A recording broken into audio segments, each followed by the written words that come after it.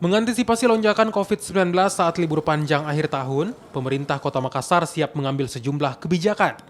Satu di antaranya adalah mengaktifkan kembali posko di perbatasan antar daerah.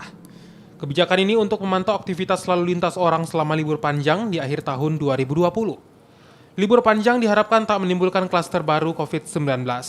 Apalagi kini, Makassar tengah berjuang untuk masuk ke zona kuning penularan COVID-19. Diharapkan itu rekomendasi yang disampaikan kepada kami, diharapkan nanti posko-posko yang ada di perbatasan-perbatasan diaktifkan kembali. Kemudian bagaimana menjaga alur masuk keluar masuk orang masuk ke dalam Kota Makassar. Dan mungkin dalam waktu dekat kita akan mengadakan pertemuan bagaimana langkah-langkah yang harus dilakukan pemerintah Kota Makassar dalam menghadapi hari libur ini.